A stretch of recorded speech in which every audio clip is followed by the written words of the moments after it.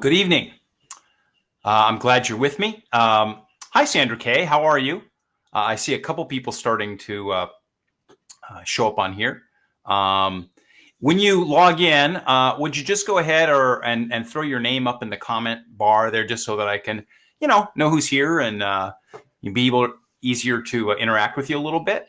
So please just take a moment and toss your name in the comment bar. Welcome to the second session, final session of Why Go to Church, our class. Oh, hi, Amy. Hi, Bob. How you doing? Hey, Bob, thanks for the email today about St. Catherine of Siena. I'm actually going to talk about St. Catherine of Siena here tonight in just a few moments. So Bob sent me a nice email about that. Hey, Carla and Brent and Patrick and Nancy. It sounds like we've got a little bit of a party going on here tonight. So welcome to part two. Welcome to also the last class that we'll ever have here on Facebook Live. And I have to admit that I'm not going to be too sorry to leave this platform just because of its limitations. There's so many things that I want to be able to do. I want to be able to share, images with you and video with you and do other kinds of things. And mostly what I want to do is be able to interact with you and for us to be able to speak to each other, for me to be able to hear you, and in some cases see you. And we just can't do that on Facebook Live. But this coming Monday, I begin 3 virtual pilgrimages for Lane. In fact, we had a nice shout out from the Diocese of Grand Rapids this morning that is promoting those. So hopefully we'll get some folks from Grand Rapids to join us. But we're going to I'm going to do them on the Zoom platform. So I'm going to be able to show a lot of images, some video. I'm going to do some stuff with Google Earth. I'm going to make it very interesting. It's not going to be just a travel log. We're really going to make it a pilgrimage. We're going to, it's going to be really, I think, unique and special. So go to the Lane website. You can learn all about the virtual pilgrimages there. And those begin this coming Monday night for 3 Monday nights. And the first one I'm going to do Rome, the 7 Pilgrim Churches of Rome. And then the second week we're going to do Assisi and learn about St. Francis and St. Clare and the Franciscan Revolution that began there. And then we're going to go to Israel and go in the footsteps of Jesus. So I hope you'll join us for that. One quick thing about that, as a few people are still joining us, is that you have to. Hi, Debbie. Hey, Tim. How are you doing? And Tony, Sandy. It's real important that you sign up for that. It's free, but we have to be able to send you a link to the Zoom. So you won't be able to just show up at the last second and get on it. You have to have a link to log in. So go to the Lane website. Sign up for those pilgrimages, put your name in there, invite other people, invite them to put their name in. We'll send the links out and we'll join you for that. So the handout tonight is also there. Hopefully you grab the handout because I'm going to be reading a lot from the handout tonight. It's going to be really a lot more helpful if you have the handout with you. Amy says, how am I going to talk about 7 churches in 1.5 hours? Well, about 11 minutes each or something like that. We may spend a little bit more time in St. Mary Major or St. Peter's and maybe a little bit less time in San Lorenzo. But hi, Donna. I think it's going to be great. And I'm super excited about it. So here's the other thing for tonight. Happy feast day of St. Catherine of Siena. And I am so excited about that for so many reasons. As Bob Nida sent me an email to remind me, and Amy, I see you here. It was just 6 months ago that we were in Siena together as part of the Lane pilgrimage on Truth, Goodness, and Beauty. And we got to spend an amazing afternoon in Siena. We got to see St. Catherine of Siena's home where she grew up. We got to see her tomb and some other things. And I want to talk about St. Catherine and why she's the perfect. It's just perfect that we're celebrating her feast day today. And I want to kind of use that as a way into this. Here we are, locked down, doing all of this because of the pandemic. But here's just a couple of things about why I think it's really a God thing that today is the feast day of St. Catherine of Siena. St. Catherine was born in 1347 in Siena, which is a town in Tuscany, maybe an hour or hour and a half by car from Florence. It was kind of a rival city to Florence. But the key thing is 1347. because, you know, as we're living through this coronavirus pandemic that has us shut down, and we're all the consequences of that in terms of deaths and illness and fear and economic impact and whatnot. She was born in 1347. The year after she was born, 1348, the Black Death hit Europe. And it landed first in Italy. It landed hard in Italy, and it hit Siena and Florence especially hard in 1348. 50%, maybe even 60% of the citizens of Siena died. And St. Catherine lived her, hi, Joe. St. Catherine lived her entire life through a wave, because the Black Death would come in waves. It would last 3 or 4 years, and it would recede for 4 or 5 years, 6 years, and then another wave of it would come back. And every time it came back, it would take, the first time came through, take like 50% of the population. I mean, can you imagine like 50% of the people just dropping dead in the streets? And then every time it would come back, it would take another 10 or 20%, and it caused devastation. St. Catherine lived through all of the consequences of that. I mean, economic disruption. Siena never really recovered. Even when we were there 6 months ago, Siena is very different from Florence. Florence recovered in ways that Siena didn't. It's still very much a medieval city because its economy never came back. They lived through quarantines and hardships and economic changes. And so the point I'm making is that the fact that today is the feast day of St. Catherine of Siena seems so appropriate for us here in this pandemic lockdown.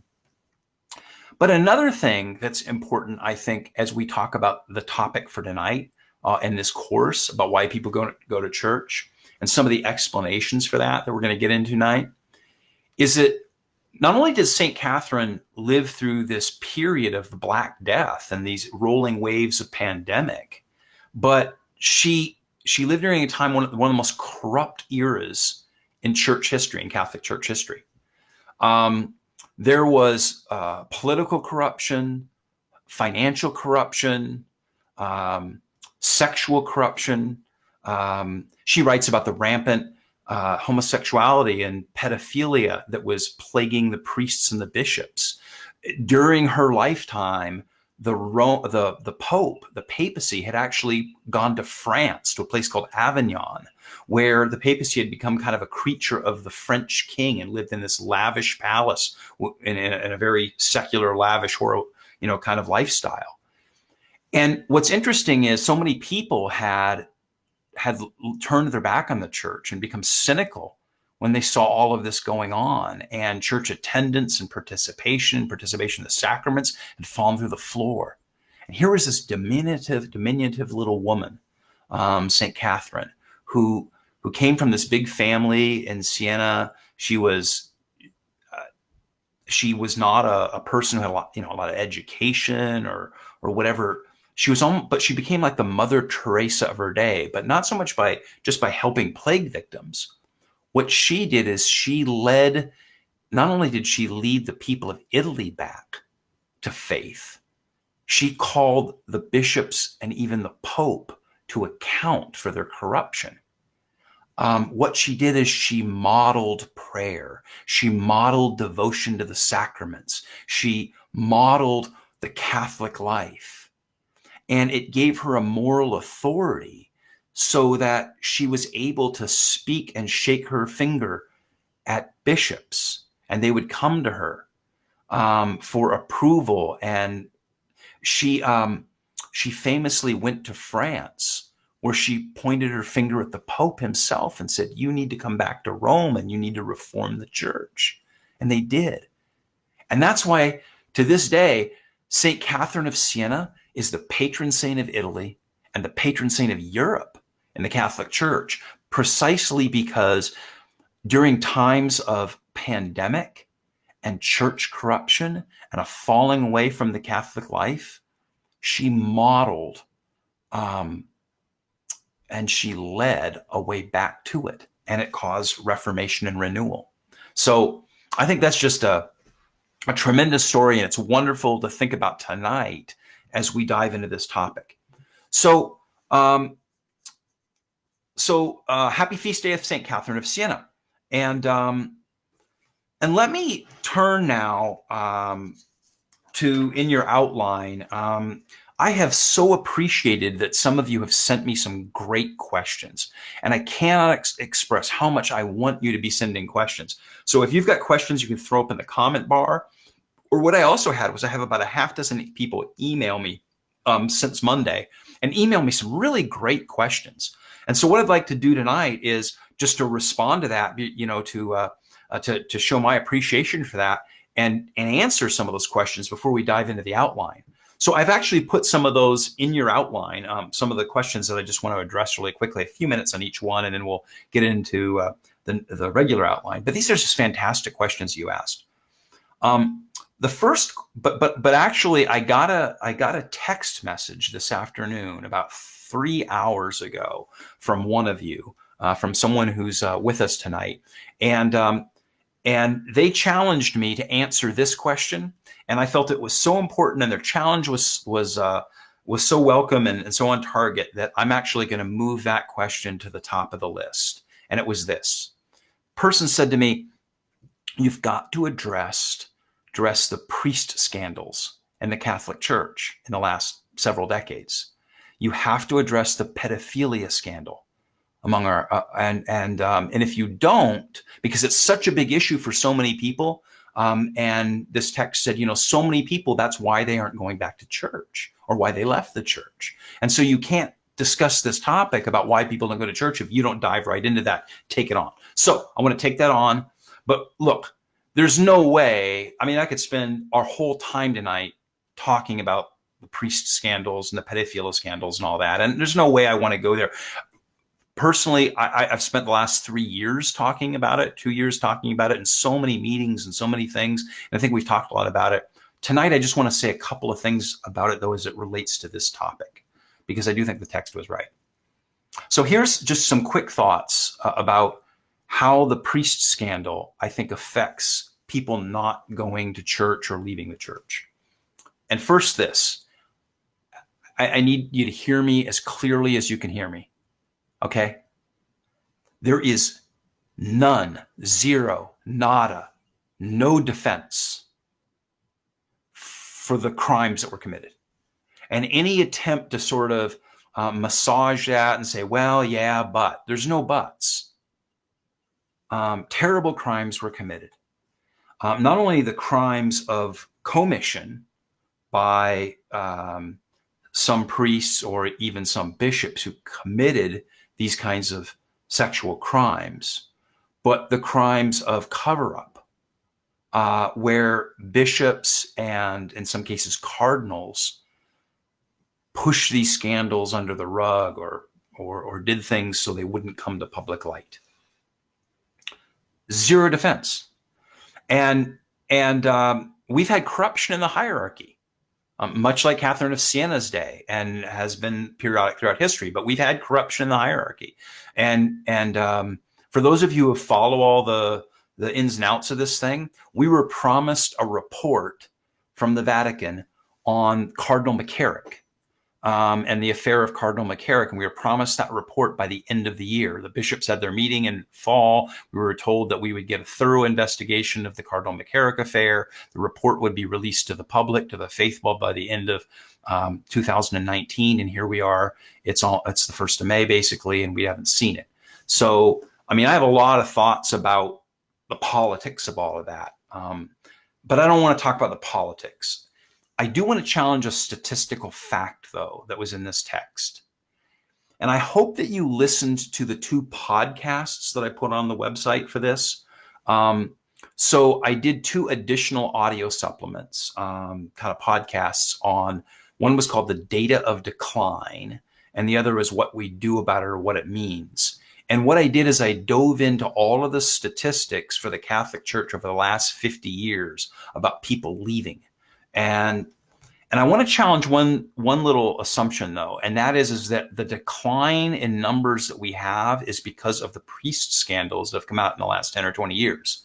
Because if you listen to that podcast and you follow the links I put on the page, what you'll see is that the declines actually started back in the 70s. And I'm not going to repeat everything I said on those podcasts, but basically you can look at the line, the slope of those charts, and it's pretty much a straight line. We didn't lose more people or at a faster rate after the revelation of those scandals. We were already losing them for 30 years before that. And so I'm not so sure it's fair to say that the reason our churches have declined in numbers is because of that. And in fact, I also point out on there, in those podcasts, that that a lot of other Protestant denominations are similar to the Roman Catholic Church, like the Episcopalians. Actually, we were losing people for the last 50 years even faster than we were, and they didn't have priest scandals. So I understand how angry and brokenhearted everybody is over this, and a lot of Catholics are over this. I'm angry and I'm brokenhearted, believe me. In fact, I joined the Catholic Church just not long before the McCarrick affair broke, and a couple of years before that. But my Protestant friends were all teasing me, like, you bought a ticket on the Titanic. Do you regret that? And the answer is no. Because I'm going to make this observation, and that's that the fact that there were corrupt priests or bishops or cardinals does not change my faith in the sacraments. It doesn't change the truth of the gospel. It doesn't change Catholic doctrine. It doesn't change the reality of who Our Lady is. It doesn't change the efficacy of the rosary or prayer. It doesn't change the substance of the faith. And I became Catholic for the substance of the faith. Are there some bad priests? Yes. Are there some bad bishops? Yes. Was institutional trust lost? Yes. Should some heads roll and some people go to jail? Probably. I mean, above my pay grade, but yeah, probably. Does that change anything about the substance of my faith? No. I still believe in Jesus Christ. I still believe that he founded his church on Peter. I still believe there are 7 sacraments that are efficacious through this life. I still believe in the Blessed Virgin Mary's intercession. I still believe in praying the rosary. I still believe that, Christ is present in the Eucharist. Even if there are some bad priests. So I'm not brushing them off. I'm just saying, and here's the thing about a lot of people, and now this is an observation, and if you're included in this, what I'm about to say, please, I'm just trying to, bust through this in a short order, but let me just say one thing about people who I think, in some case, where this really damaged their faith. And again, I don't want to characterize anybody. I know a lot of people have been hurt. Some people have been hurt individually. Some people have been hurt personally. So I'm just kind of making a general statement. But I kind of wonder sometimes whether some people, their Catholic faith was an institutional faith. In other words, what their faith was, or their Catholicism was all about the institution. So when the institution failed them, their faith has failed them. But if your faith is not in the institution, it's in the substance of the faith, then you can be angry about institutional failures. You can demand an accounting.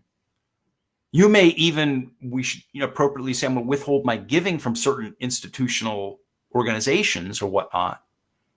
But it doesn't change the substance. It'd be like me saying, there's some corrupt cops and some corrupt FBI agents, no doubt.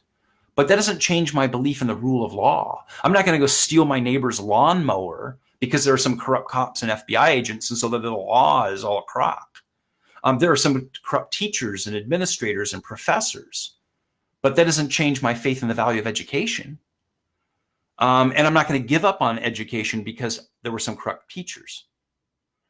So, and what I would say about St. Catherine of Siena, and just I'll kind of leave that off because I think she's relevant here, is that when she faced corruption that was even worse than the corruption we faced with some pedophile priests, far worse. I mean, I don't have time to go into it, but it's a far worse time for the church.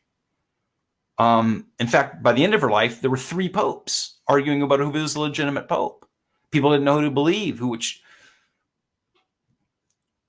What St. Catherine did or didn't do is what St. Catherine did not do was leave the church. She dug into it. She leaned into it. She prayed more. She was at mass more. She led in holiness and example. And what happened is, because she did that, here was this little uneducated woman who was never ordained.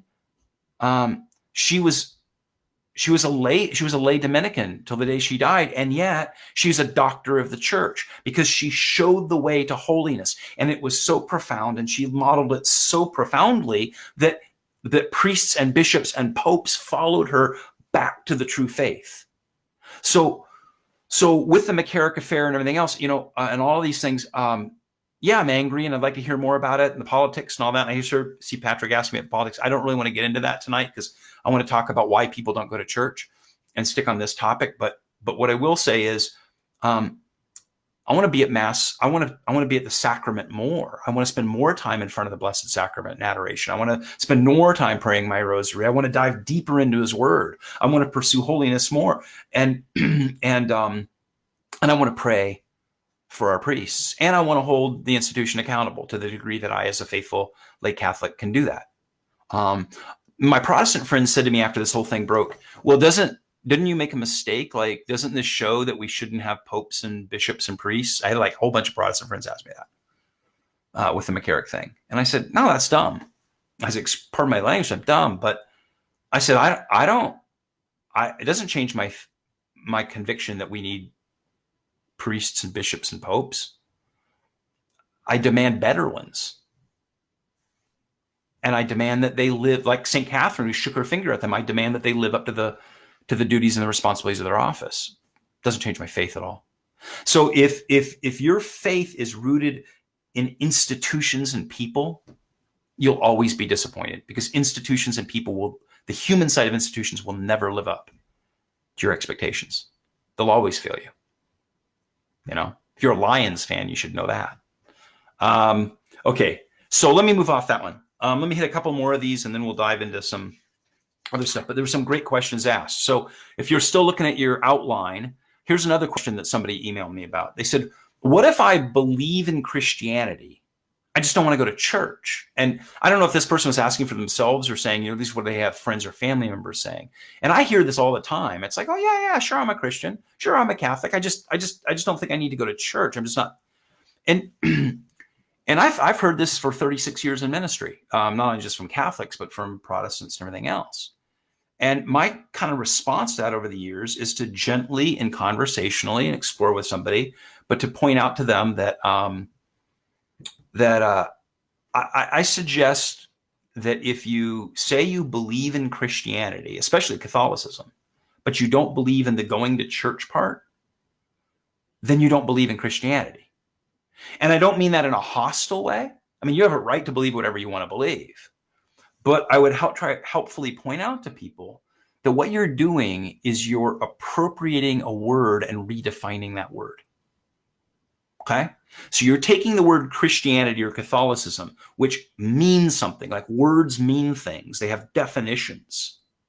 And you're taking that word that has an actual, substantive definition, and you're taking it out of context and applying it to something else. And that's just not even kind of intellectually honest. So let me give you a couple of examples. What if somebody said, I believe in marriage. I totally believe in marriage. I just don't believe in the one man, one woman, monogamous for life and family part. I believe in marriage, just not all those parts. You'd go, well, then you don't believe in marriage, because that's what marriage means. The word marriage means one man, one woman, monogamously, committed to each other for life and producing a family. That's the definition, if they can. That's the definition of the word marriage. So if you want to believe in some other weird thing, that's fine. It's a free country, and certainly you can do that, but just don't call it marriage. Call it some other thing. Or here's another one.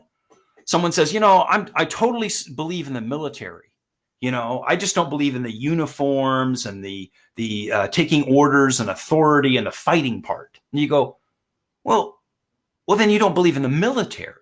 You believe in some other thing, some public service thing or whatever, which is fine, but don't use the word military for that. Let's be honest about what you believe and don't believe. And here's one, and I'm about to say something right now. And if YouTube, if my video gets cut off, if Facebook cuts me off, then I've committed a thought crime with what I'm about to say. So if I commit a thought crime or a speech crime, then Mark Zuckerberg will unplug my live feed here. But it's like if you say, I'm going to use the word woman and apply it to a person that isn't a woman. Now, it's a free country, and you can go out and live your life however you want to live. And I think it's wonderful that we have that kind of freedom. And I'm not going to hate you or ostracize you or throw rocks at you or call you names. But that the word woman has a meaning. And you can't just redefine it willy-nilly.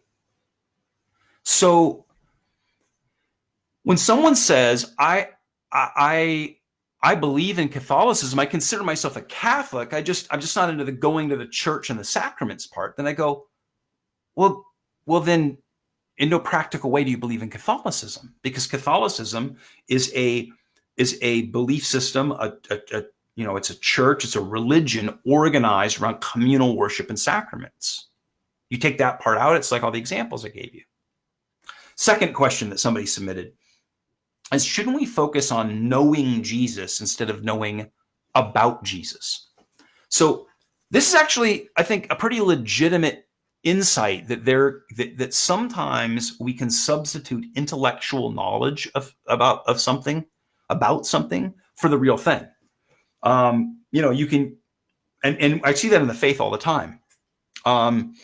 I see people that get really into Bible study or really into doctrinal studies. I've seen people that have immersed themselves and they've gone on pilgrimages. They know, and they know they have all of this knowledge, but they have no relationship with Jesus Christ. That was one of the things that actually was, and I when I was in seminary, and most guys I knew who graduated from seminary will tell you privately that most guys who graduated from seminary will tell you that it was the worst spiritual valley of their life. Like the worst spiritual years of their life were seminary, because, in my case, my seminary was all, we had to learn Hebrew and Greek and a lot of Latin and a lot of other things where, it was every day. It was just immersion in this academic, and it was taking the Bible and it was taking spiritual things and like dissecting them, like anatomy school, like you go into medical school and you're dissecting bodies. And it was hard in the midst of that to stand back under that pressure and the academic pressure and all the other things, to stand back and actually appreciate what it was about and find Christ in it. So I understand that. But I'd also say to anyone who says this whole know Jesus versus knowing about Jesus, that you're posing a false choice. Okay? And here's what I mean about the false choice. Why do I have to choose between those two things? Why do I have to choose between knowing Jesus and knowing about Jesus? Shouldn't I want to know him and know about him? So, for example, consider like if I said, well, I just want to know my wife. I don't really care anything about her. I don't know anything about where she comes from, who she is, anything about her life. I just want to experience this. Or my children. I love my children and I just want to play with them. And you go, well, where do they go to school? What ages are they? When are their birthdays? What grade are they in? What kind of ice cream do they like? I have no idea. Who are their friends? I don't know. I don't know anything about them. I just like to play with them. It's a sort of a false choice, that a real relationship involves both things. And it's interesting because Jesus does say, and you can point out, hey, Jesus says things like follow me and abide in me and all these kinds of relational things. But he also says, who do you say that I am? And he also says, teach my disciples to obey everything that I've commanded them. And so if you split those two things apart, you can either end up with dry intellectualism, true, but you can also wander off into weirdo heresies and cults because your experiential relationship isn't rooted or grounded or framed by any useful knowledge. And so I think I've been hearing that my whole life and my whole ministry career, and I think it's a false choice. Third one on there that you asked me was, is Catholicism irrelevant to modern life? I thought this was such a great question that I wanted to answer it very carefully. So here's what I did. I recorded a separate video. It's about 7 minutes long. We started this thing on the Lane website, Fast Lane videos. And the whole idea is you send questions, and I or other Lane instructors will try to shoot a little 2, 3, 4, 5, 6, 7 minute video, whatever, to answer that specific question. So I made the first Fast Lane video, and we posted it up this afternoon. So you can go to the Lane website.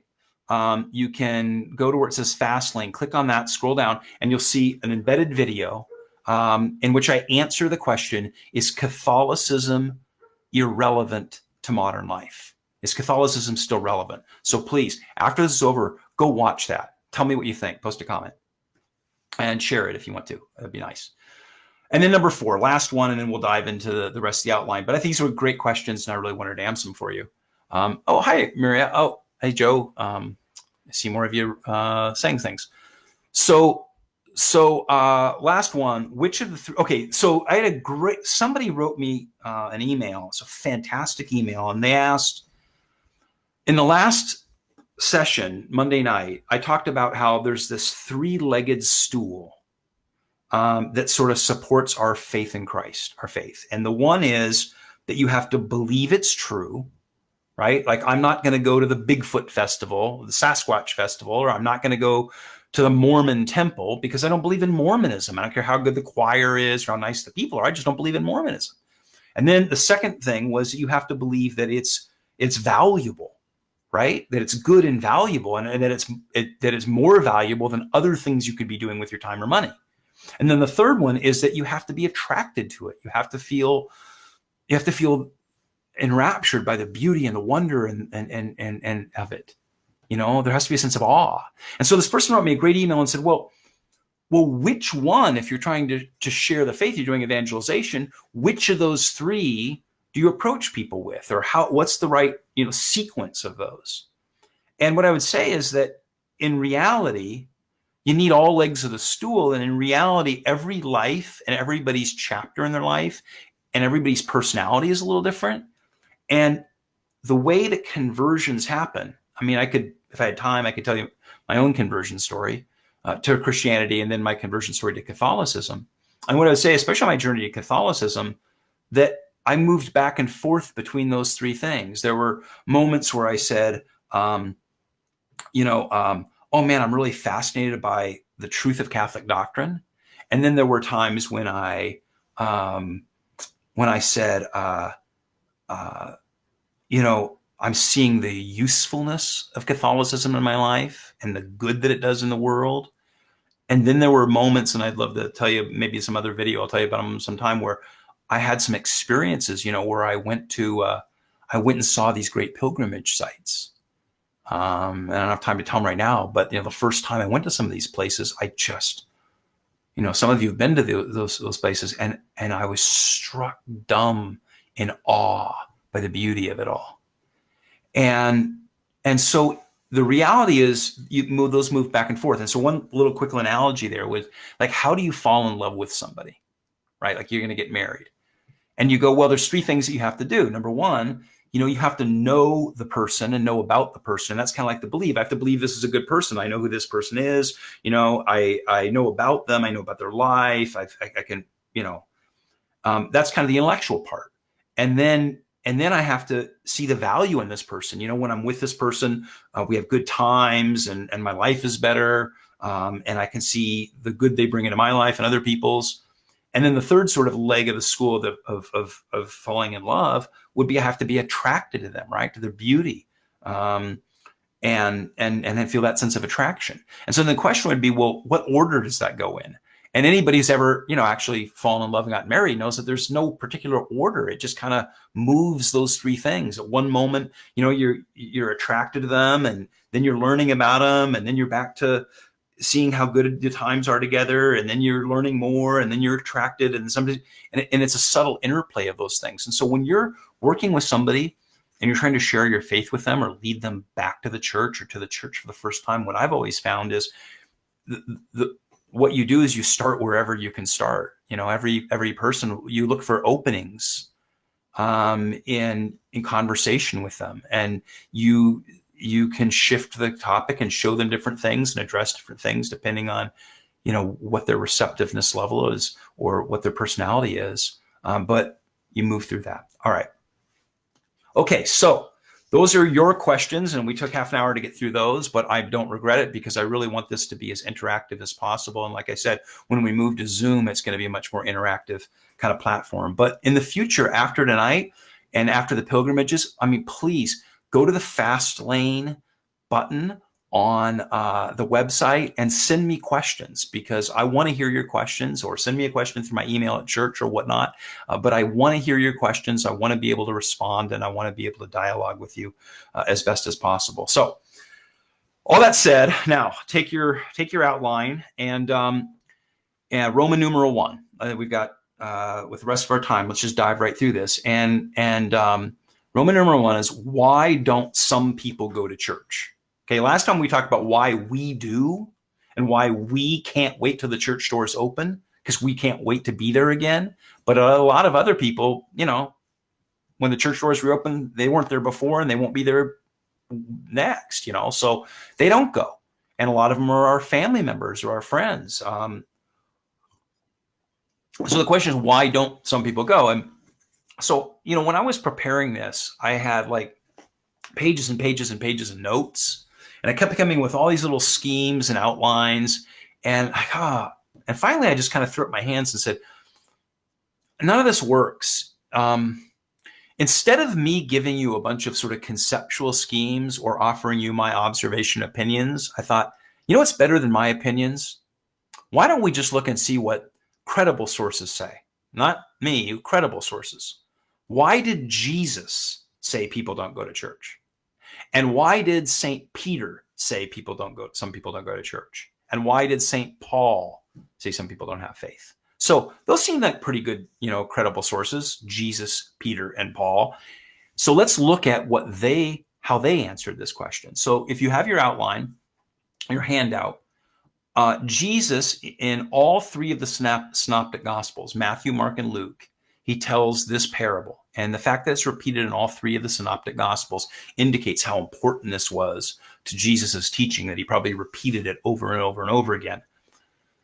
He tells this parable, the parable of the sower and the soils. So I'm going to read it, follow along, read it in your outline, handout.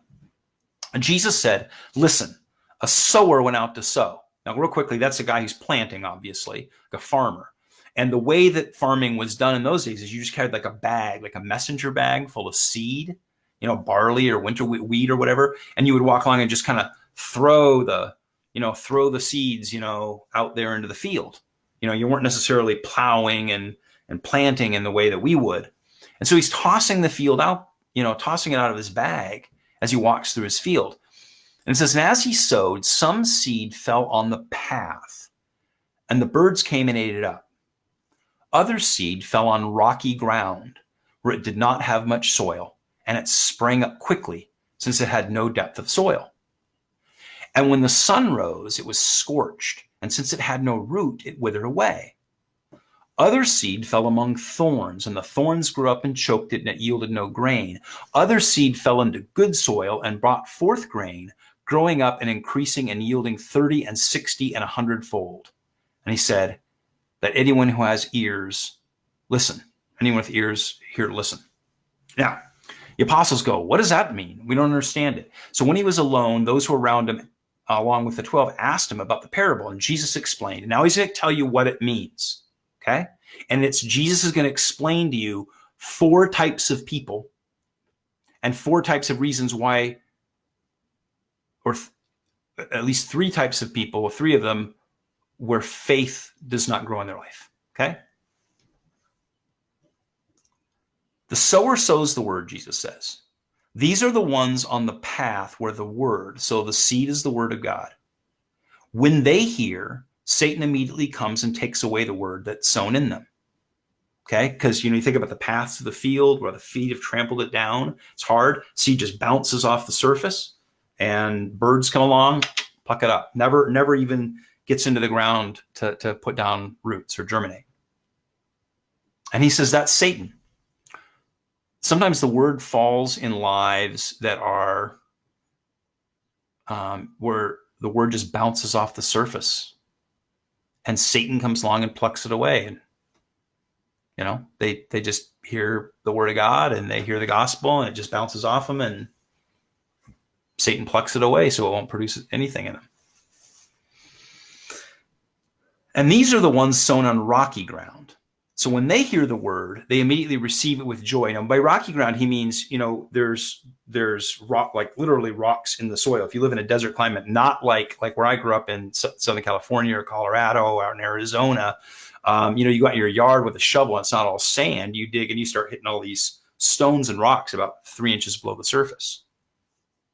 And he says, when these people hear the word, they immediately receive it with joy, but they have no root because the soil isn't deep. There's only a couple of inches. So the roots go down and they hit a rock and it just can't go anywhere. So they have no root. They endure for only a while. And then when trouble or persecution arises on account of the word, immediately they fall away. And others are those sown among the thorns. These are the ones who hear the word, but the cares of the world and the lure of wealth and the desire for other things come in and choke the word, and it yields nothing. And these are the ones sown on the good soil. They hear the word and accept it, and they bear fruit 30 and 60 and 100-fold. So I put a little chart there of the 4 kinds of people, he says. First are the pathway people. Again, there's whatever is going on in their life. They have defenses, shields. They hear the word of God. They hear the news of Christ. It just bounces off them. Satan plucks it away, so it won't do anything. The shallow people have some initial enthusiasm. I've met so many of those in my life and in ministry. And it's like, oh, we're so enthusiastic. We come to church and we, shake your hand, or we listen to a talk you gave, or we read a book or something, and we get really geeked up and we talk about it. And we're going to be really into this. But they have no roots. And so look what I put in the little chart here. As soon as it costs them something, they quit. So they have enthusiasm, but all of a sudden that enthusiasm is going to cost them something. It's cost them time, money, friendships, commitment, energy, whatever it is. As soon as the cost rises, they're out. Third kind of person, the weed people. Yeah, I know jokes about weed people now in Michigan and whatever, but these are the weed people. And here's what the weed people are. So I've got an illustration. When I was trained in public speaking, I was told never to use cheap and gratuitous visual aids, but I was a bad student. So imagine this is your life. And it's your golf balls. Titleist. And so what you do is you say, this is your stuff. It's your money, it's your house, it's your 401k, it's your stuff. And these are your hobbies, all things you want to go be doing. And these are your politics, your ideological commitments. And these are like all the things that are not good in your life that you're addicted to. And this is your work. I don't know, whatever. You know what? There's no room for God to do anything in your life. There's no capacity.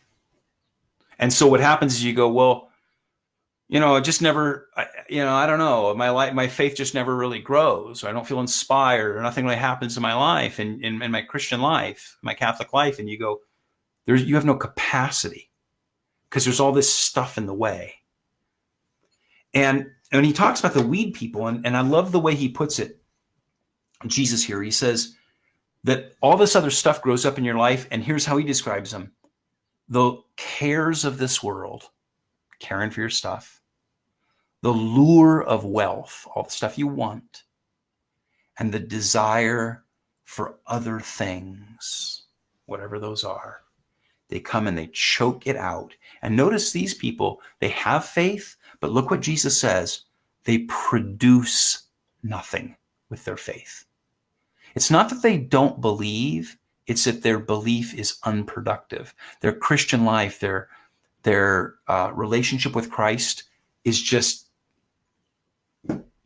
there's no fruit. There's no production. There's no outcome from it in their lives. They don't have the fruit of the Spirit in their life. They don't change people's lives around them. They don't make a difference in their community.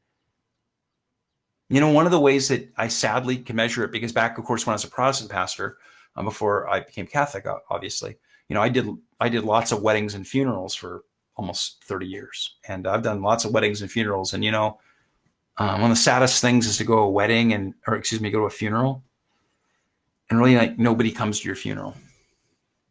You know, there's like 6 people at your funeral, including the funeral service guy. And sometimes you just have a life that really produced nothing and touched nobody. Cares of this world, the lure of wealth, and the desire for other things chokes it out, and they produce nothing. And then Jesus says you have the deep people. And the deep people, that soil goes deep, and it says they hear, they accept the word, and it grows with them, and they produce exponential fruit. He says they bear fruit 30 and 60 and 100-fold times what was planted. And that's the kind of life that's receptive. So we're talking about why people don't go to church. Well, here's Jesus explaining, well, sometimes because they're pathway people, sometimes because they're shallow people, sometimes because they're weed people. But people who are, that grows, not only do they go to church, not only do they affect lives around them, not only do they bring other people, what God invests in them grows exponentially. Those are the words of Jesus. Those are his explanations. But let's listen to St. Peter. Here's what St. Peter says about why some people leave the faith.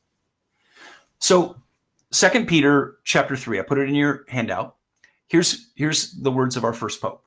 He says, first of all, you must understand this, that in the last days, scoffers will come, scoffing and indulging their own lusts and saying, where is the promise of his coming? For ever since our ancestor died, all things continue as they have from the beginning of creation. You know, you guys keep talking about the kingdom of God and Jesus is going to come back and there's going to be a judgment day. But you know what? Every year, the earth goes another lap around the sun. Every day the sun rises, century upon century, eon on eon. Meanwhile, it's 2020. The modern world has moved on. Your faith is irrelevant. Here's what Peter said. He said, but do not ignore this one fact, beloved, that with the Lord, one day is like 1,000 years, and 1,000 years are like one day. The Lord is not slow about his promise, as some think of slowness, but he is patient with you, not wanting any to perish, but all to come to repentance. But the day of the Lord will come like a thief. And then the heavens will pass away with a loud noise, and the elements will be dissolved with fire, and the earth and everything that is done on it will be disclosed. And since all these things are to be dissolved in this way, what sort of persons ought you to be in leading lives of holiness and godliness, waiting for and hastening the coming of the day of God, because of which the heavens will be set ablaze and dissolved, and the elements will melt with fire. But in accordance with his promise, we wait for new heavens and a new earth where righteousness is at home. Some people scoff, and they are indulgent in their lusts. They are led to disbelief through that, and therefore they live lives that are simply unprepared. And now St. Paul. Oh, a little typo here. I noticed on your handout. It says St. Peter, the tragic tale Demas. It should say St. Paul. So let me just tell you about Demas. Demas is a guy who's mentioned 3 times in the Bible, 3 times in the New Testament. And a lot of us, when we read the Bible, especially we read like the letters of Paul, we read like the middle parts, the good parts, and we skip all the welcome, greetings, blah, blah, blah at the beginning, because that's just like greetings. And then we get to the end, and in the last like verses of most of his letters, the last like half of the last chapter, it's all like, say hi to so-and-so and tell so-and-so such, and it's like a bunch of names, and he's like greeting all these people, and we just kind of stop reading there. But if you read through those, you learn some really interesting things. And one of the things you learn is about the story of Demas. So look at Philemon. St. Paul's letter to Philemon in chapter 1, verse 24. Here's Paul, and Paul is traveling about doing his ministry, and here's what he says to Philemon at the very end of his letter. He says, Epaphras, my fellow prisoner, because Paul is under house arrest at this point from the Romans. He says, my fellow prisoner in Christ Jesus sends greetings to you, and so do Mark, Aristarchus, Demas, and Luke, my fellow workers. So what do we know right now? Paul is in prison and under house arrest at this point. And who's he got around him? Mark and Luke, among these other two guys. That's actually like the Mark and the Luke. Like as in St. Mark, who wrote the Gospel of Mark, and St. Luke, who wrote the Gospel of Luke. They're with Paul. And they're with him under house arrest, and they're working with him. There's fellow workers. And you know who's with them? Demas. Now, like if you defined inner circle, if you looked up inner circle in the dictionary, this is inner circle, right? You always go, who's in the boardroom? You know, who's the guys in the inner circle of this organization? Inner circle of this organization includes, like with Paul, is Mark and Luke. And when he's under house arrest, these are his fellow Lucers and workers with Demas. He's in that circle. Colossians chapter 4. Paul is also at this point under house arrest, different situation. And he starts reading through all of these people who are prisoners with him under house arrest. He talks about Mark, the cousin of Barnabas. He talks about Aristarchus again. He talks about Epaphras again. And if you look down through there about how they're all wrestling and working, for the good of Jesus and working for the good of the church. And they're just, diving into the Christian life and sacrificing and doing everything else. And look at the last sentence.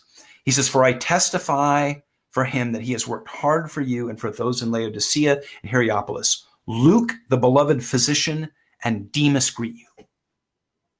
Demas is in prison. He is sleeves rolled up, digging in, working with Paul to share the gospel, build the kingdom, build the church, do missions. Man, he's right there with Luke and Mark and all of these guys, paying whatever price, right? Man, that's exciting. And then we get to the third mention of Demas. And that's in 2 Timothy 4. Now, you got to understand about 2 Timothy. 2 Timothy is the last letter that Paul writes before he's executed. When we were in Rome 6 months ago with the Lane pilgrimage, we went past. We didn't get to go in because it was closed that day, and it was raining. For those of you with me, a terrible rain in the Forum that day. But the Mamertine prison is where Peter and Paul were both held as political prisoners right before their executions.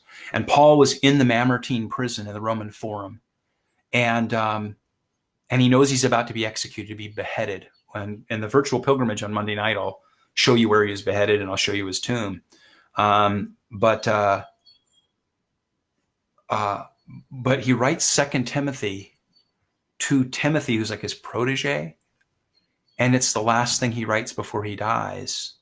It's kind of his last will and testament. And it's kind of sad because he's in this dungeon waiting for execution in some ways. And at the very end of that book, he's giving Timothy his final instructions before he knows he'll be executed. And here's what he said. 2 Timothy 2:4. To Timothy, do your best to come to me soon. For Demas, in love with this present world, has deserted me. I'm gone to Thessalonica.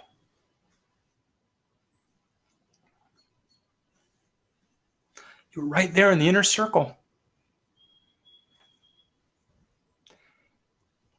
But when things got really hard, and Paul was going to go into the Mamertine prison, into that dungeon to await execution,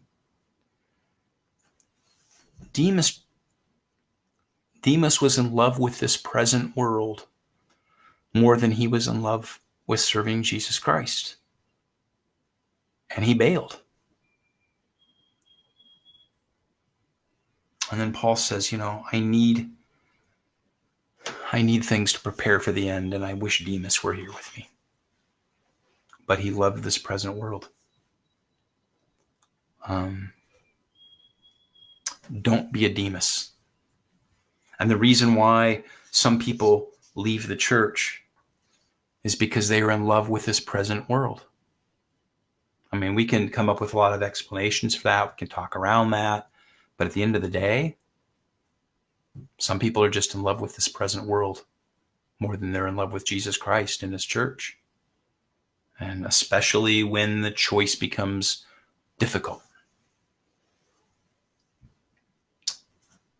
So that's what Jesus and St. Peter and St. Paul say about why some people leave the faith or leave the church. And so now we come to Roman numeral 2 with the rest of our time this evening. And here's the question. What do we do? Okay, so all of us have people in our lives that we would like to see in the church, but they're not there. And in some cases, they're loved ones, they're friends. In some cases, they're people who've never been there, or they're shallow people or weed people. In some cases, they're Demases who were there in the inner circle, but they've wandered away. If you listen to the 2 podcasts, and I still encourage you to do that I recorded for this series, the data of decline and what does it mean? I really get into what's going on in the Roman Catholic Church in the last 50 years and what the numbers are and what that means and how to understand what's going on around us. But, the Roman Catholic Church has been essentially cut in half in terms of its participation in any meaningful way during a time when the United States was growing by 60%. And we can all look around, as I say in there, and look at the empty pews. We can go to almost any church town in America, and we can find churches who were built in the 70s and 80s for a future that never materialized, built for generations that didn't show up. And now you look at a graying congregation or a graying parish, and you try to project it out 10 or 20 years and go, is there going to be here? Or are we going to just be closing the doors of these parishes? So listen to those to give you some background and context. But I want to just with the time we have left tonight, suggest that maybe, look, I want to say there's no one solution. Everybody's looking for a silver bullet, right? Like, what's the silver bullet, that this one thing, the one cool trick we can do that's going to fix it all. And in my ministry career, from the 80s to the 90s to the 2000s to the 2010s, over, really what, 80, 90, right? So it's 4 decades. And what I've seen in each decade is there's this, and a lot of it was in the Protestant churches, but it was like, here's this new gizmo method we're going to use. And I could talk about that for an hour, but all these different ways. In the 80s, it was, we're going to, do evangelization this way. And in the 90s, it was like, this was the big idea. And then in the 2000s, like, this was the big new idea for how we were going to turn around the decline of the church. And in the last 10 years, it's this. And here's what I say is there's no one way. There's no gizmo. It's a multifaceted problem. It's a complex, multifaceted problem. And so the new evangelization has to meet the challenges of our day at every different level, top to bottom, and from every different vector and direction. Now that being said, here's at least 6 things, and we'll take the time left and let me just rattle through these 6 suggestions. And by no means an exhaustive list, and I'm by no means prioritizing them. But here's at least 6 things. And the first is this: follow Christ ourselves. Okay, so you cannot lead other people where you have not been. I started tonight talking about Catherine of Siena because today's her saint's day, her feast day. And when she saw the church basically, kind of going to hell in a handbasket in her day in so many different ways, where she could have walked out. But what St. Catherine of Siena did was she leaned into it, and she set an example. She led. She modeled. And because of that, she had authority. I once heard Bishop Barron say this about he made the comparison between her and St. Teresa of Calcutta, because they both had moral authority. They were little women, not terribly educated or powerful in the ways of the things of the world, but emperors and kings and popes and presidents listened to them because they had credibility and moral authority. And if we don't have credibility and moral authority in our lives, we can sit and you can tell your kids that they really ought to be at church, but if they've been looking at your own hypocrisy for 40 years, you can tell your neighbors or your friends or your brother-in-law what they ought to do, but you may be the worst advertisement. And none of us are going to be perfect, and none of us are going to be the patron saint of America, but we at least don't have any credibility to do evangelization unless we ourselves are growing. I mean, on that thing with Jesus and the sower and the soils, if you're a weed person or a shallow person, you're by definition, you're not producing the 30, 60, 100-fold increase. Jesus' own parable says it is the people who have, in which the word goes deep and it grows in their lives and it produces this abundant tree or whatever grows, and that tree just bears these endless crops of fruit. So the biggest thing we can do for evangelization is be those deep people in that parable ourselves and not be Demuses. Okay? So just a couple of things also from Jesus and Peter and Paul. Jesus tells this famous, I won't read the whole thing, but you can look in your handout. He says, you're the salt of the earth. And what that meant in the context is they used salt to preserve things in the days before refrigeration. So salt was what you packed, food in so that it wouldn't rot. He says, you're the thing that's supposed to preserve the world and the community and lives and families around you from rotting. But if the salt has lost its saltiness, if it no longer is useful for preserving anything, it's worthless. You can't preserve what's around you if you don't have that quality. And then he says, a city on the hill can't be hid. Nobody takes a light and they stick it under the table. He said they stick a light up, on the top of the room so people can see by it. And he said, in the same way, let your light shine before others so they may see your good works and give glory to your Father in heaven. I mean, if you're salt that's lost its saltiness, or if you're a light, dimly under a table somewhere, you're just not going to produce those kinds of effects in the lives of the people around you. St. Peter said this, conduct yourselves honorably among the Gentiles, so that although they may malign you as evildoers, right? Because they're going to say all kinds of smack about us. I almost said a bad word, but they're going to say all kinds of stuff about us. They're going to criticize us and they're going to unfairly malign us. All you have to do is turn on the news every day and hear all kinds of bad things about Catholics and Christians. Okay. Take that as that's always been happening. I mean, they used to throw us to the lions. Okay. But although they may malign you as evildoers, they're going to still see your honorable deeds and glorify God when he comes to judge. And that was, the way that the early Christians converted the Roman Empire. The Roman Empire, the Romans vilified them, threw them to the lions or whatever, but the lives that they lived were so exemplary and it was so transformative to their communities and the people around them that people go, God, we want to be a part of that. And then St. Paul, he says in Philippians, do all things without murmuring or arguing. Oh my gosh, if there's one thing that would be great to see happen in churches is the murmuring and arguing. I mean, that drives as many people out of the church as anything else, is because it's a place full of murmuring and arguing. It's just sometimes not edifying. He says, but do all things without that, so that you may be blameless and innocent, children of God without blemish in the midst of a crooked and perverse generation, in which you shine like stars in the world. So the first thing we have to do, if we want to do evangelization and bring the people in our lives back into the pews, is we have to get our own act together.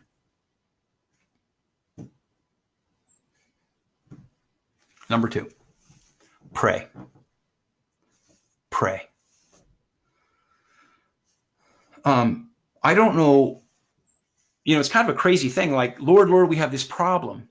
Lord, Lord, Lord, we have this problem.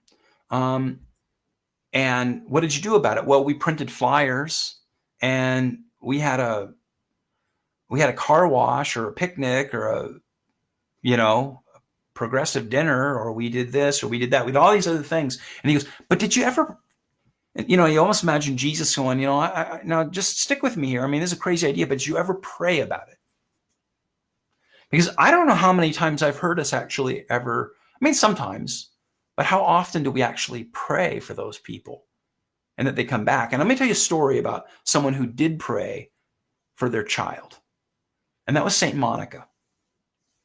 So St. Monica prayed for her son, Augustine, every day. She made it her mission in life, and he was successful, and he was a celebrity, and he was brilliant and all this stuff, but he was living a wicked life. He talks in his book, The Confessions, about all the wicked life he lived. I mean, the basically rock star life, in 4th century Rome. And he was a rock star and lived the rock star life.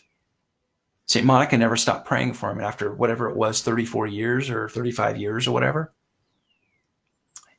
he came to faith. And here's what he says in his book, The Confessions.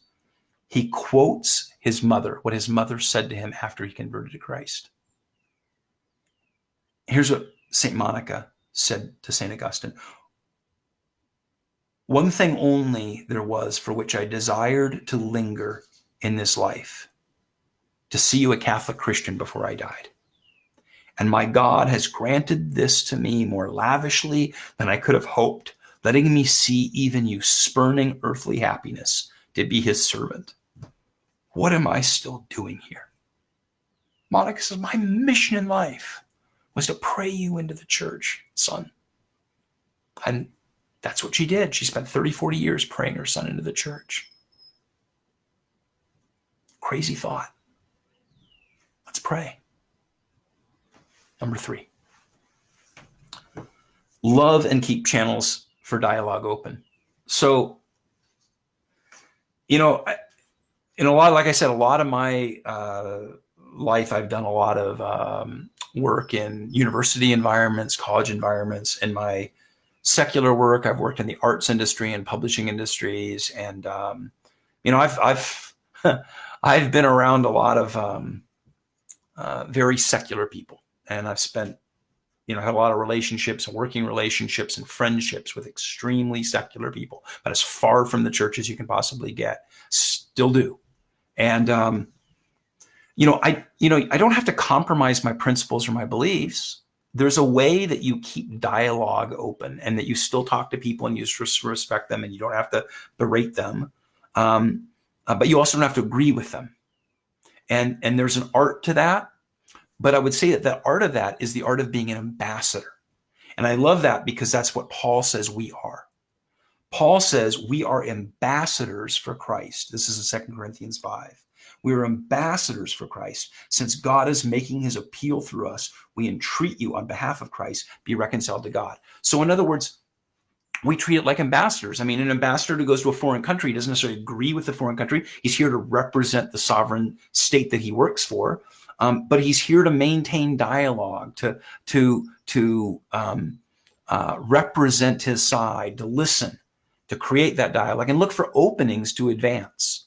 And so the skill here is the skill of being an ambassador, and that means loving people even when you think they're wrong, and sometimes telling them that you believe they're wrong, but that you still love them, and keeping channels for dialogue open while you pray. Number 4, equip ourselves to speak the truth in love. So again, St. Peter, first pope, here's what he said, and I think this is so profound. 1 Peter chapter 3, he said, always be ready to make your defense. And I actually like, there's another Bible translation that I like the way one of the other English translations renders it a little better. It says, always be ready to give an answer to anyone asks for the reason that you hope in Christ. Here, in RSV says, always be ready to make your defense to anyone who demands from you an accounting for the hope that is in you. I kind of like the phrasing of that other English translation. Always be ready to have an answer for anyone who asks you why you believe. And yet do it with gentleness and reverence. So you don't, offend, you may not agree. And so this is where equipping you, all of us, to share our faith. When we started Lane, we started Lakeshore Academy, I've heard plenty of negative comments since we started Lane. I've heard lots of criticism. I know it floats down there. Some of it, people don't say it, but I hear it back channel. And it's like, we don't need all of this like teaching stuff and education stuff, and like it's just an over an emphasis on adult education. And there's plenty of adult education in the church, even though I don't see a whole lot of adult education going on in the church. I don't see any structured adult ed going on in most Catholic parishes, but I hear we've got plenty of adult ed. We don't need any more of it. And my thing is like, look, what we're trying to do is equip you to be able to give an answer to those who ask you for why you hope in Jesus Christ. And that's part of the new evangelization, is to give you the tools, right? Help you grow in your faith, but also to give you the tools so that you can explain it to others. Because that's going to be the task of the new evangelization, is for us to go back into our churches, into our communities, into the pews, into the families, into the towns around us, into our workplaces, and be able to represent, to be ambassadors for Jesus Christ and his kingdom in the Catholic Church. And that means, yes, you can point somebody like, here's a Bishop Barron video on YouTube or whatever, and that's great. But what if they say, no, I'm not asking about what Bishop Barron on a YouTube says. I want to know why you believe. And so often we sit there and we go, I don't have an answer. I want to give you answers. And we need to be equipped, because we may have to give an answer. Because somebody who we really care about, who's really struggling, who we say, hey, Bob, Mary, whatever.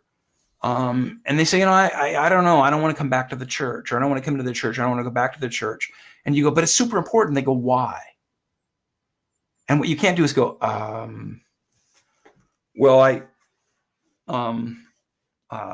can I send you a link to what Bishop Barron said? He goes, no, but I asked you, why is it important to you? And so Peter says, always be prepared to have that answer. Number 5, make our parishes worth coming to. And what I mean by that is worth living for.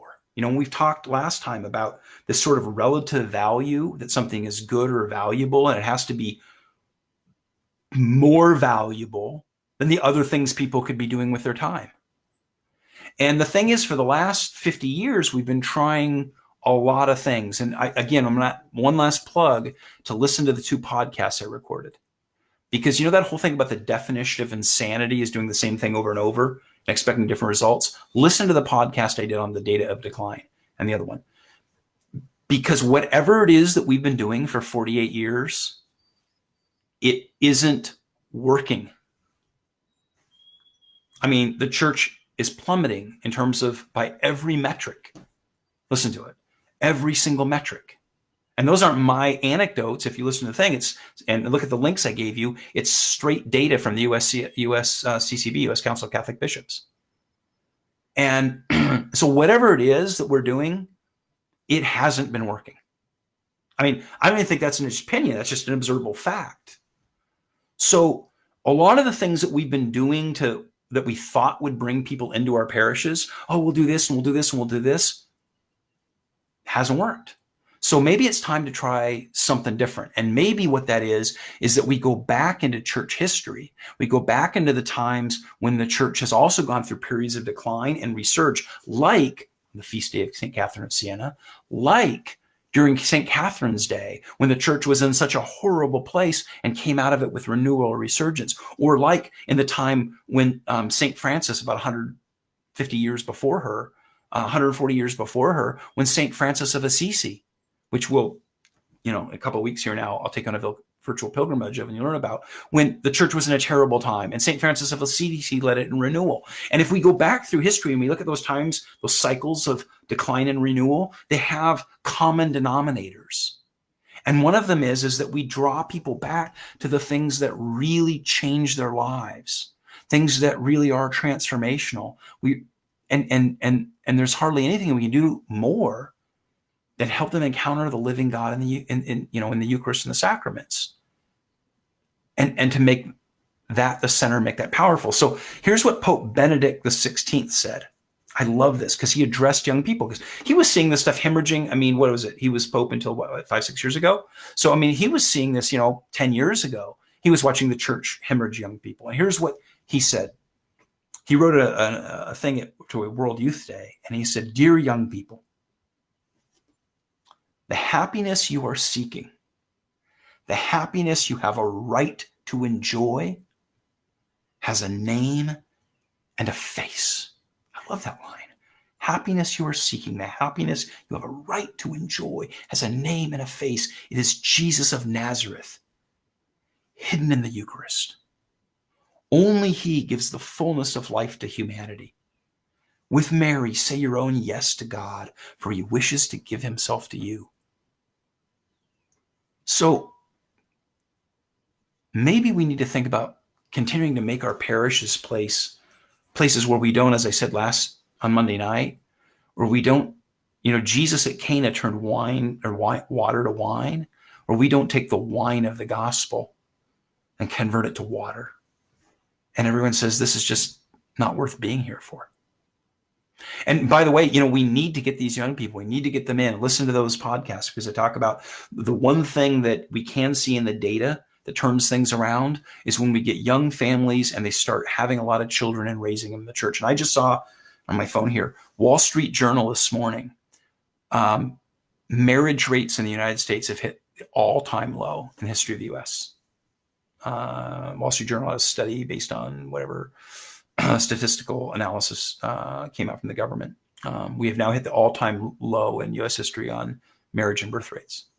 So, one of the ways the church has to grow out of this is we need to get more young people to marry sooner and have lots of kids and raise them and baptize them and raise them in the church. And I say all the time, Father Mike and I say all the time, we hear people say, all these noisy children in church. And Father Mike and I say the thing that would make me happiest is if our parish was just full of hundreds of kids running about in hallways, banging into things and all that. Maybe, that's the sign of life and a future. And number 6, last thing. Support ministries that advance the new evangelization. Like I said last time, we call this the Lakeshore Academy for New Evangelization, a term, I don't know if it was coined by, I think somebody, another theologian actually came up with the term, but St. John Paul II is the one who, popularized it. And he said, the new evangelization was the fact that in the early centuries of the church, it sent missionaries out to the distant ends of the earth, to distant continents.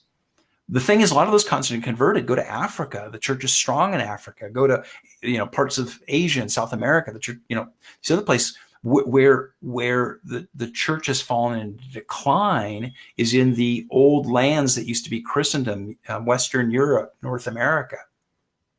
And he said that in church history, the new evangelization is to go back into our own communities, to our own empty parishes, our own towns, our own homes, and do the missionary work of the church there.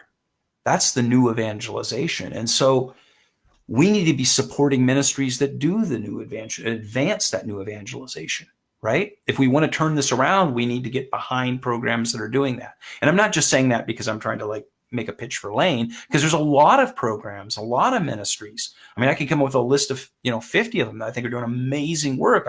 I only hope that we could do 1/10 of what they're doing or 100th of what they're doing. We'll always never be as powerful some of as they are, but in our own little way here, on the lakeshore, we're trying our own little tiny contribution to it. But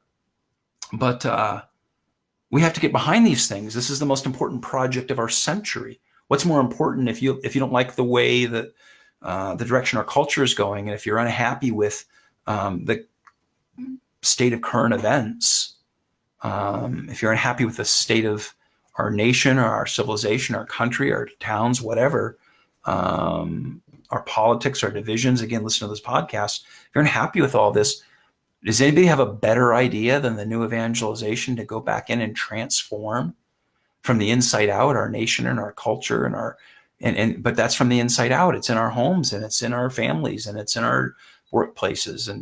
And this is what we've got to be doing. We have to be committed. So we all need to get behind. We need to participate. And I would say we need to support ministries. One of the things that we've been so grateful for is that Bishop David, Bishop Wackowiak, Bishop of Grand Rapids, that when we started Lane, we approached him. Well, somebody approached him for us. He did come out but we sent messages to him and explained to him what we were doing and what we wanted to do. And we got back from him like his wholehearted endorsement for what we were trying to do here. And he, so much so that some of you know, he came out to Our Lady of the Lake, and he consecrated, he commissioned Lane. He came and gave his talk. He came and he performed a consecration of our classrooms and our building, and he's given it his endorsements. Why we have the seal of the Bishop of Grand Rapids, the coat of arms, on Lane, because he is fully endorsed it, because Bishop Łukowiak believes in the new evangelization. He says this is the task of the church. So I'm proud to serve under a bishop like that, and I'm so grateful that we have that kind of a bishop who supports this, and even now he's being supportive of it. I mean, he's there's some pretty cool things that are going on behind the scenes where I think the diocese is going to, I think we're going to be maybe doing some cooperative things with the diocese, with Lane, and in the next year or two, and so that's super exciting to me, but not because of me or Carla or Corey or anybody else or any of the other instructors involved with this, just because this is the most important project that I can think of right now in terms of changing and transforming our communities and our churches. So Matthew chapter 9, Jesus said to his disciples, the harvest is plentiful, but the laborers are few. Therefore, ask the Lord of the harvest to send out laborers into his harvest. I always thought that was an interesting verse, because notice what Jesus doesn't say. In our minds, I've been preaching on this one for 30 years. In our minds, we think that the harvest is meager. We say the reason that the churches are empty and the church isn't growing is there's just not much of a harvest out there. There's no fruit out there, right? It's like the fields are empty. So what do you want from us, Lord? We can't bring anybody in. It's a meager harvest. But Jesus, you've got it all wrong. There are millions, tens of millions, hundreds of millions of people out there who have lives that are empty, and they're not content with life as it is. And they're searching, desperately searching for things to fill the holes and the gaps in their lives. And Jesus says the problem is not that the harvest is meager and there's a lot of laborers with a meager harvest. He says you got it backwards. There's a huge harvest out there, but there's so few of you who are going out there and trying to gather it in. And that's just me, it's you. It's us. And it's us working with anybody, Diocese of Grand Rapids, other parishes, other ministries, other programs, other apostolates, anything, to take the gospel of the world, to fulfill the Great Commission, to go into all nations, making disciples, baptizing them, and teaching them to obey everything that he has commanded, because he will be with us till the end of this age. So I am so grateful. That's going to bring us to a close here for this evening, and for this little two-parter class. This will also conclude our April classes. So for those of you who maybe joined us not at the beginning, but this will be the last night that we do anything on Facebook Live, because I've ranted and raved about how much I dislike this as a format. So, but it's not the last night we do free stuff, because while we're still in lockdown for another, I don't know, probably a month, I kind of think it'll be Pentecost. I'm thinking it's going to be Pentecost, maybe, that we have because the Bishop David has scheduled the confirmations and baptisms for Pentecost, which would be the 31st of May. So I'm hoping that he's going to, that's when we'll be able to go back to Mass. But what we're going to do is offer 3 more free opportunities for Lane the next 3 Monday nights. They're going to be on a different platform, Zoom, which is going to be interactive. I'm going to be able to show pictures, video. I'm going to be able to do Google Earth stuff. It's going to be super cool. But you have to sign up for them, because and it's free, but we have to be able to send you a link. And you have to be able to click the link to get into the Zoom call. So go to the Lane website, look at the Fast Lane video I recorded upload this afternoon on Is the Catholicism Still Relevant? Listen to the 2 podcasts for this class, and sign up for the virtual pilgrimages. And please invite as many of your friends as you can, even if they are pathway, or if they're pathway people, shallow people, weed people. Let's do some new evangelization here, and let's take people to these holy places, at least virtually, and hope that God strikes them with truth, goodness, and beauty. So blessings. Thank you all so much. God bless you, and stay safe.